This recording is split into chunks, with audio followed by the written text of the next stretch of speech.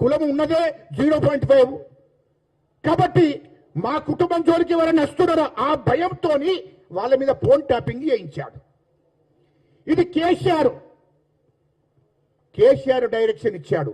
కేసీఆరే ఆ phone tapping చేయించాడు. ఇది వాస్తవం. ఇది నా ప్రభుత్వం ఏడగూడిపోతుందో అనే భయంతో ఆ ఎమ్మెల్యేలను కాపాడుకోవడం కోసం ఆ మంత్రులు ఎటుచారిపోతారనే భయం కొద్ది వాళ్ళ మంత్రులు టీఆర్ఎస్ ఎమ్మెల్యేల మీద కూడా ఫోన్ ట్యాపింగ్ చేయించాడు. కాంగ్రెస్ ముఖ్యంగా పిసిసి అధ్యక్షుడు మా రేవంత్ రెడ్డి గారికి ఆనాడు ఉత్సవోసుకున్న పిసిసి అధ్యక్షుడు కాగానే కేసీఆర్. కాబట్టి మా రేవంత్ రెడ్డి గారి మీద ఆనాటి పిసిసి అధ్యక్షుడి మీద ఫోన్ ట్యాపింగ్ చేయించాడు.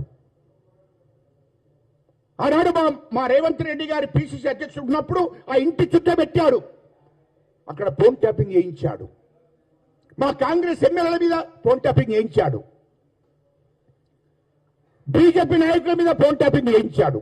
సిపిఐ అన్ని పార్టీల మీద కూడా ఫోన్ ట్యాపింగ్ చేయించాడు. ఇది కేసీఆర్ డైరెక్షన్ లో. ఇది వాస్తవం కాదా? వాస్తవాలు బయటకు వస్తాయి కదా. ఇక కేటీఆర్ అనేటోడు ఎవరి మీద చేయించాడు? వ్యాపారుల మీద, బిజినెస్ వాళ్ళ మీద, కాంట్రాక్ట్ల మీద, రియల్ ఎస్టేట్ బడాబాబుల మీద, బిల్డర్ల మీద, సినిమా హీరోల మీద, గీళ్ల మీద, జడ్జి ఫ్యామిలీలో,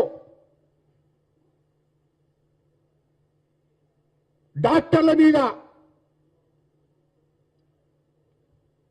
జ్యువెలర్ షాప్ వాళ్ళ మీద, వీళ్ళందరి మీద విచారణ. వీళ్ళందరూ ఏం చేసిండ్రయ్యా నాకు అర్థం కాలే.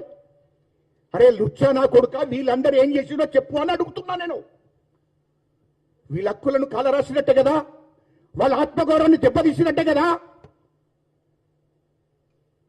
వాళ్ళ స్వేచ్ఛను హరించినట్టే కదా. ఇది తప్పు కాదా? తెలంగాణ తెచ్చిన దానికోసం తెలంగాణ వచ్చినాక ఈ తెలంగాణ ప్రజల మీద తెలంగాణలో బిజినెస్ చేసుకున్నటువంటి వాళ్ళ మీద, వ్యాపారుల మీద, సినిమా ఇండస్ట్రీల వాళ్ళ మీద, వీళ్ళ మీద ఫోన్ ట్యాపింగ్ చేయించి ఒక్కొక్క కాంట్రాక్టర్ దగ్గర 100 కోట్లు వసూలు చేసిండు కేటీఆర్ అంటోడు. ఫోన్ ట్యాపింగ్ చేసి ఎవరితోని ఎక్కడ ఏం మాట్లాడుకుంటారో చూసి దాన్ని చూపించి బ్లాక్మెయిల్ చేసి కాంట్రాక్టర్ల దగ్గర 100 కోట్లు తీసుకున్నాడు. జ్యువెలర్ షాప్ వాళ్ళ మీద మీరు గోల్డ్ ఎక్కడి నుండి కొనుకొస్తున్నారు, ఎక్కడి నుండి వస్తుంది ఇక్కడికి అని చెప్పి ఫోన్ ట్యాపింగ్ చేపించి వాళ్ళని బెదిరించి 100 కోట్లు వసూలు చేశాడు. ఇది వాస్తవం కాదా? బిల్డర్ల దగ్గర వాళ్ళ ఫోన్ ట్యాపింగ్ చేసాడు, వాళ్ళ దగ్గర డబ్బులు వసూలు చేశాడు. సినిమా హీరోయిన్ల మీద ఫోన్ ట్యాపింగ్ చేయించాడు, వాళ్ళని బ్లాక్మెయిల్ చేశాడు, వాళ్ళని వాడుకున్నాడు. ఢిల్లీకి తెప్పించుకున్నాడు, ముంబైకి తెప్పించుకున్నాడు, హైదరాబాద్కి తెప్పించుకున్నాడు, ఇతర దేశాలకు కూడా తెప్పించుకున్నాడు, దుబాయ్కి కూడా తెప్పించుకున్నాడు. అరే ఇంత నీచంగా చేసి, ఇంత దుర్మార్గమైన పరిపాలన చేసి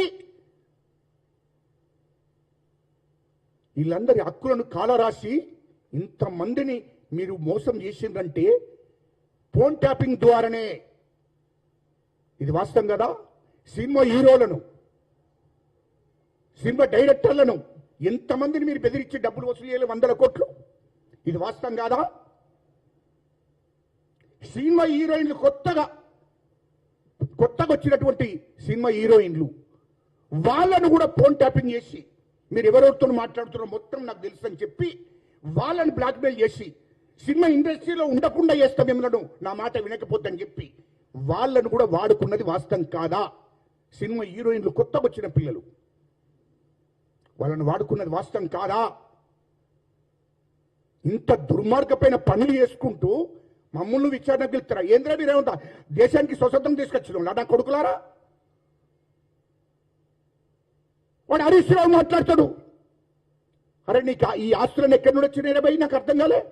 నీకు ఫామ్ హౌస్ 100 ఎకరాలు ఎక్కడి నుంచి వచ్చినాయి? సిప్పర్లు వేసుకొని తిరిగినోనివి, ఛాయ్ అందించుకుంటూ తిరిగినోనివి హరీష్ రావు. ఇది ప్రజలకు ఎప్పు మొదలు. తెలంగాణ ఉద్యమం చేసినప్పుడు నేను కూడా ఉన్నా కదా. లుచ్చానా కొడుకులారా, నేను కూడా ఉద్యమం చేసినోన్నే, తెలంగాణలో కీలక పత్ర వహించినోన్నే, నేను కూడా ఉన్నా కదా. మీ ఆస్తులు ఎంత? సింగపూర్లో 25,000 కోట్లు కంపెనీ పెట్టుకున్నావు, ఎక్కడి నుండి వచ్చినాయి? ప్రజలకు చెప్పు.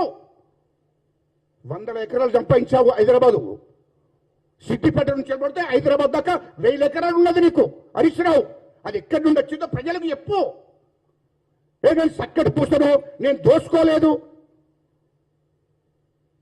ఇన్ని 1000 కోట్లు ఎక్కడి నుండి వచ్చినాయి హరీష్ రావు? ఇదే కవితక్క చెప్తుంది కదా, మరి ఆమెకు జవాబు ఎప్పుడు? నీ ఇంట్లో మనిషే కదా, కేసీఆర్ బిడ్డనే కదా మాట్లాడేది. 1000 కోట్లు దోపిడీ చేసింది హరీష్ రావు అని చెప్తుంది కదా. కవిత భర్తది కూడా ఫోన్ ట్యాపింగ్ చేయించినటువంటి ఇంత దుర్మార్గమైన వ్యవహారం అయ్యేదంతా. జడ్జి గారి ఫ్యామిలీలో ఫోన్ ట్యాపింగ్ చేపిస్తాడా? ఇవన్నీ చేస్తే నీ మీద విచారణ పిలవకూడదా? ఇందులో మమ్మల్ని విచారణ మీకు మీరే అనుకుంటున్నారు. ఏంద్రపై మీరంతా ఈ దేశానికి స్వతంత్రం తీసుకొచ్చిన వాళ్ళ, లేకుండా తెలంగాణ రాష్ట్రాన్ని మీ కుటుంబం కూడా తీసుకొచ్చిందా? ఎవడో వాడు అంటాడట, తెలంగాణలో కేసీఆర్ మిత్రా విచారణకు ఎవడరా వాడు అన్నట్టు. వాడు హరీష్రావును కేటీఆర్ కేసీఆర్ ఏంద్ర దేశానికి స్వతంత్ర సభ్యుడు అయింది? ఏమైనా యుద్ధం చేసి దేశాన్ని ఓడగొట్టచ్చింది అయ్యింది? లేకుంటే తెలంగాణ కోసం ప్రాణత్యాగం చేసింది అయ్యింది? దొంగ దీక్షలు పట్టినంత మాత్రమే కాదు, దీక్ష పట్టేటప్పుడు నేను కూడా ఉన్నా. హరీష్ రావు, కేటీఆర్ గుర్తుపెట్టుకో, నేను కూడా పక్కనే ఉన్నా. మా మందకృష్ణ గారు ఉన్నారు, అందరూ ఉన్నారా భయ్. డాక్టర్ గోపీనాథ్ ఉన్నాడు, ఖమ్మం గోపీనాథ్. డాక్టర్ గోపీనాథ్కు నీ చరిత్ర మొత్తం తెలుసు, కేసీఆర్ చరిత్ర.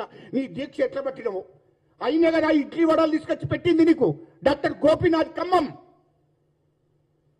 జ్యూస్ తీసుకొచ్చి తాగి వచ్చింది డాక్టర్ గోపీనాథే కదా. అరే భయ్, నువ్వు దీక్ష పట్టిన నీ దీక్ష సంగతి మాకు చెప్తున్నావు భయ్. ఈ దొంగ దీక్షలు, సావు నోట్ల తలబెట్టిండు, ఇదంతా మీకు మీరే అనుకుంటున్నారా? తెలంగాణ ప్రజల నాలని